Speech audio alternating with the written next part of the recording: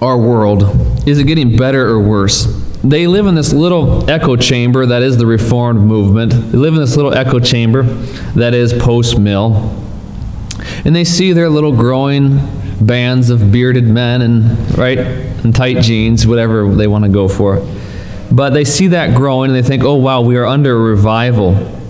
But friends, we should not look at one pocket in time, one pocket in geography to evaluate whether we're under revival or falling away. We should look at the scope of history. Over the last 400 years, who would say the world has become more evil or less evil? I'd say more evil. You'll see some of the evil here in 2 Timothy 3:1 that leads me to believe we are not living in the kingdom age at all. We're living in the end times. Look at 3:1.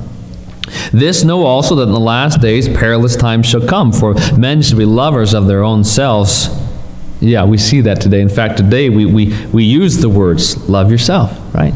You have more self-love.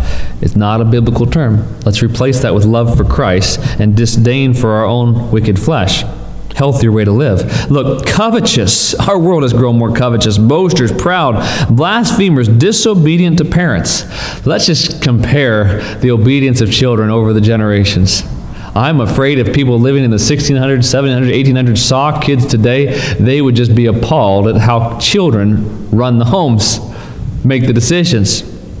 And it bleeds into Christian homes too, and it shouldn't. Unthankful, unholy, without natural affection. You tell me we're living in the kingdom age when the whole world is running, not the whole world, but the whole world is dominated by this belief, right? That we should have a day for unnatural affection where we celebrate it. We should have parades in every major city to celebrate unnatural affection.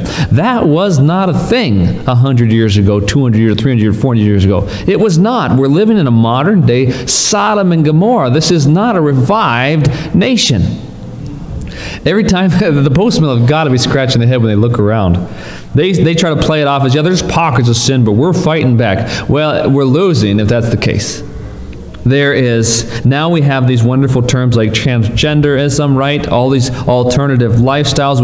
We're forcing kids to mutilate their own bodies. This is not a kingdom age with Christ ruling and reigning, is it?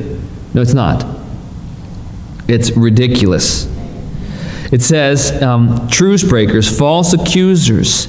Yeah, there is so much lying today. People just lie everywhere. You see that on social media, just flat out lies. No regard for truth or remorse for lies anymore. Incontinent, fierce, despisers of those that are good.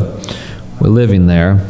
Traitors, heady, high-minded, lovers of pleasures more than lovers of God. That is our world. Much rather, every weekend, there's got to chase pleasure, not God. Every weekend, you got to chase the fish, chase the camping ground, chase the football, chase the I don't know what. No chasing God. There was a time in our nation where Sunday was so revered as a day to go to God's house that there weren't sports on Sundays, you know. Everywhere now.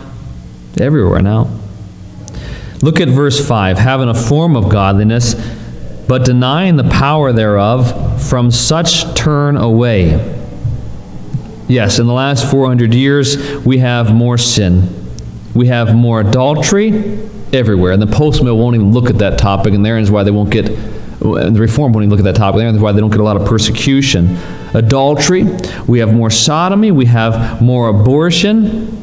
The Reformed are trying to push back on abortion, and they say, wow, look at this great revival. We're getting a couple pieces of legislation that says we won't kill so many babies. Well, whoop-de-doo. 300 years ago, it wasn't even an idea. 200 years ago, it wasn't even an idea except in completely heathen nations. No, this isn't the kingdom age with all these babies dying left and right from abortion.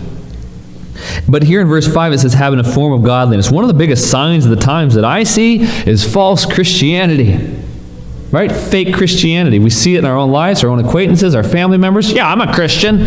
But you never see them open a Bible. You never see them share Christ. You don't see them raise their kids in the things of the Word. It's fake Christianity across our world, predicted in the end times. Right? Go back into history. They're heathen ages, like dark ages, all throughout whatever, those centuries. There's heathen times, but there's never been such a time of fake Christianity where the Bible's so prevalent yet goes so unread, right? where the name of Christ is named so often, yet truly goes unknown.